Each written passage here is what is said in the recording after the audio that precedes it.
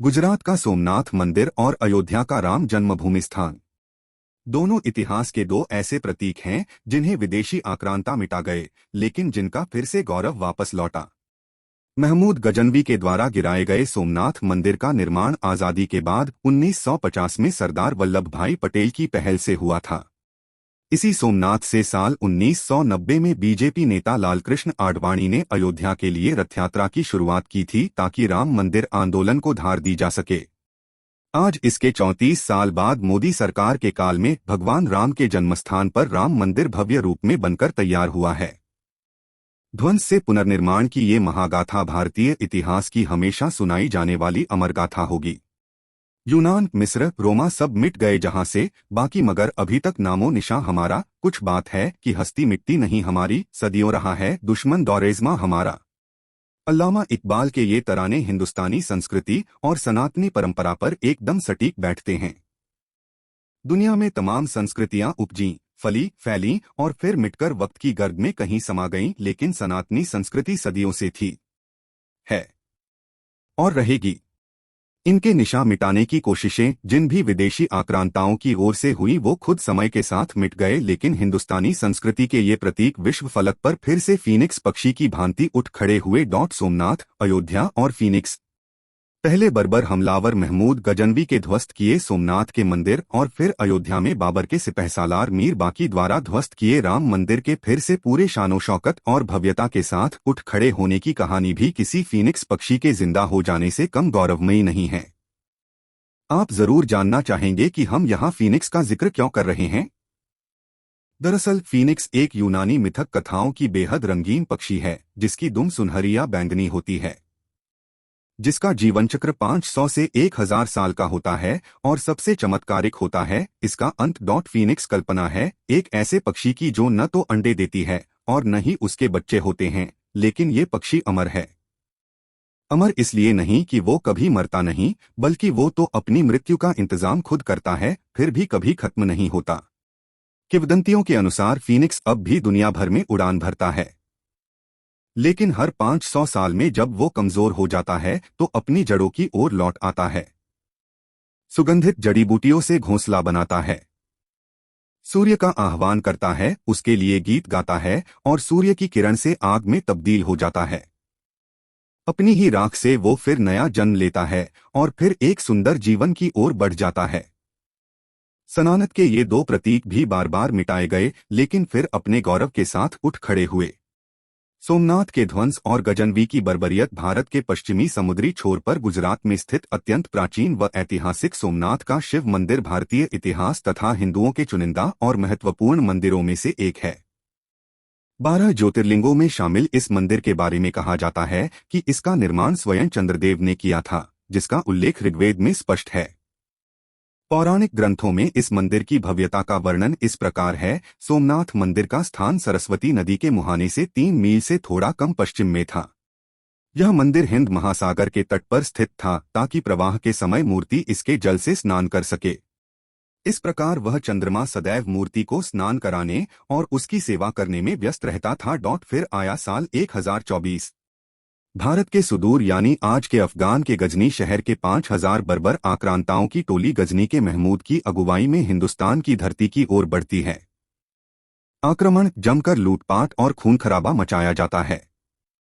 सोमनाथ मंदिर में सोने का खजाना छुपे होने की सूचना पाकर गजनवी की सेनाएं सोमनाथ तक पहुंचती हैं। बर्बर आक्रांता मंदिर को ध्वस्त करते हैं। 50,000 से अधिक लोगों का कत्लेआम किया जाता है। वे सोने के खजाने लूटकर ले जाते हैं और सनातन शिव के निशान मिटाने की पूरी कोशिश की जाती है। तत्कालीन फारसी विद्वान अलबरूनी ने लिखा है, महमूद ने सोमनाथ मंदिर को नष्ट कर दिया। वह महमूद के इरादों को इस प्रकार बताता है, लूटपाट और मूर्तिभंजन के उद्देश्य से की गई छापेमारी थी। ये महमूद की वह हिंदू मंदिरों से महंगी लूट लेकर गजनी लौट आया। इतिहासकार दावा करते हैं कि सोमनाथ का ये शिव मंदिर इतिहास के अलग अलग कालखंडों में 17 बार लूटा और ध्वस्त किया गया, लेकिन बार बार बनता रहा। आखिरी बार मुगल बादशाह औरंगजेब ने इसे 1706 में गिराया। भारत में मुगल बर्बरियत का अंत मुगल काल के खात्मे के साथ ही हो गया, लेकिन सोमनाथ की भव्यता के लौटने के लिए अंग्रेजी राज के खात्मे तक इतिहास को इंतजार करना पड़ा। सोमनाथ के गौरव के लौटने की महागाथा। ध्वंस के करीब 1000 साल बाद 1947 में भारत अंग्रेजी गुलामी से आजाद होता है और फिर सरदार पटेल की पहल से सोमनाथ मंदिर का पुनर्निर्माण 1950 में शुरू कराया।